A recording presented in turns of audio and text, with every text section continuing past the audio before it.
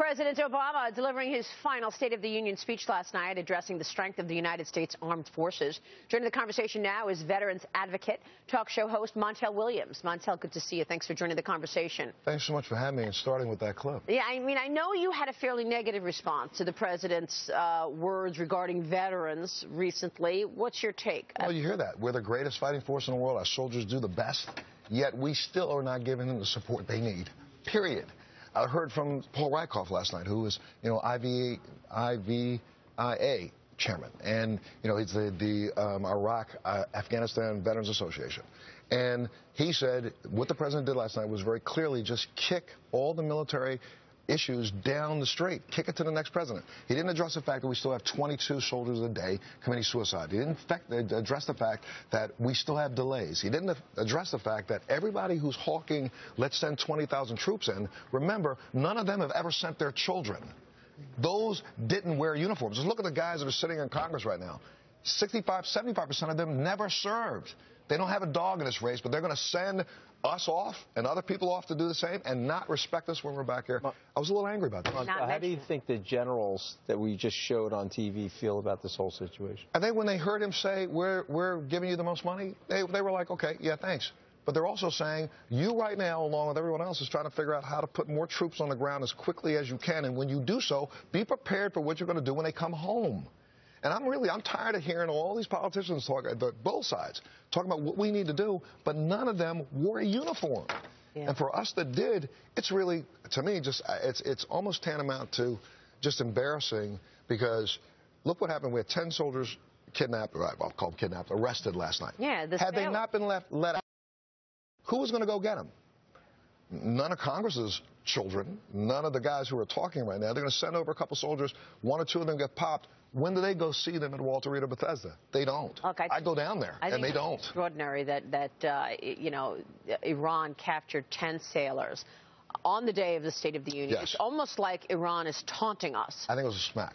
Smack in the face. I think that was a direct smack in the face. And the fact that, okay, I'll let him go at 2 o'clock in the morning after his speech, I think it was a direct smack in the face. And I think we should be looking at that very clearly with jaundiced eyes before we send more troops over to do it. But they're chanting death to America, and we're the great Satan, and we've been over backwards to ink this Iran nuclear deal, and we are still, Montel, ignoring every act of aggression, ignoring, pulling back on sanctions. I agree, 100%. I'm not differing with you on this at all. I'm saying that the deal should not be going forward right now, especially right now. With that provocation last night showing us clearly, I'm going to do whatever I want to do. Nose to you. We should try to figure out how we stop our portion of this deal. But, Montel, do you think it was more than that, though? Because I've been on these ships on troop support missions, and they always canvass up the most important technology that's on the ship, all of the sophisticated radar and sonar. So don't you think it was really that expedition? They wanted that technology. 100%. Oh, there was 4 hours. Well, they were able to go through crypto, go through everything there. This has happened before. That's what has Gulf of Tonkin, remember? Sure. Gulf of Tonkin, remember? So what we should have happened last night, unfortunately, we don't know any of the technical details of what took place when they were captured. Those ships should have been sunk. What did they learn from our ships, Montel? What did they learn from our ships? Anything they would want to know, because the amount of crypto and the amount of technology that's on there would be something that, let's see what the ships look like when we get them back. It's a super important point. Okay, you go on the deck.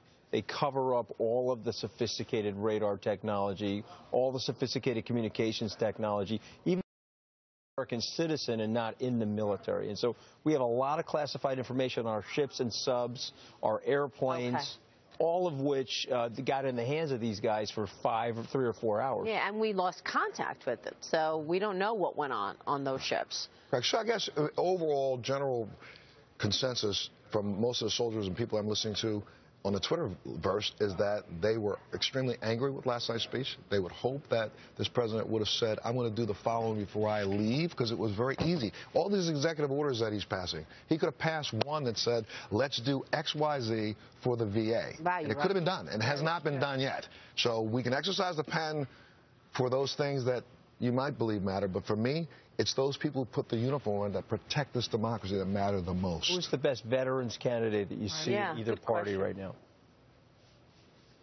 Wow. You don't have an answer? You hurt me.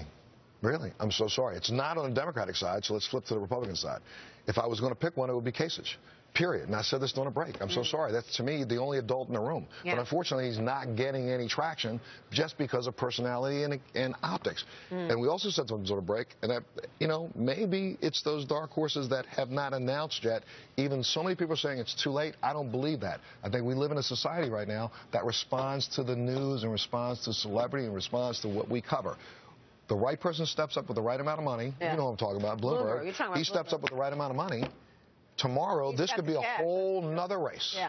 Real quick, Hillary Clinton tweeted last night saying, I'm proud to be President Obama's friend. Great State of the Union speech. Does Hillary Clinton's potential presidency look like President Obama's? No. Not at all. I don't think they look even close. When you start taking apart what she says when we get to real debates, you're going to find that she's a little bit so far further left. How much further left can you be? She's further left than Obama? Wait. She's further left than Bernie Sanders on things like gun control. On certain things. And so I think you're going to be a little bit surprised. And, you know, did the president last night endorse anyone? I didn't hear an endorsement. Did you? Well, he said no. He publicly has said that he's not endorsing anybody until the primaries are over. Right. That's a presidential thing to do. But I think it's important to make this distinction. The reason why I think she's doing so poorly is she will move wherever she thinks she needs to move pursuant to these focus groups. And so now it's further to the left of Bernie Sanders, and she's doing worse relative to Bernie Sanders than she did with Barack Obama 8 years ago. Can I make one more point? Everybody wants to make it a given that this is going to be the nominee.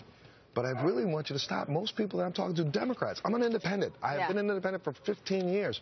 Most Democrats, family members that I talk to, are still trying to come up with excuses not to. I feel like most people are sort of hanging out in the middle. You might lean to the right, you might lean to the left, but you're hanging out in the middle. Montel, always great insights from you. Thank you so much for having me. Appreciate it. Montel Williams there. We'll be right back. Thanks for your support of the troops. Thank you.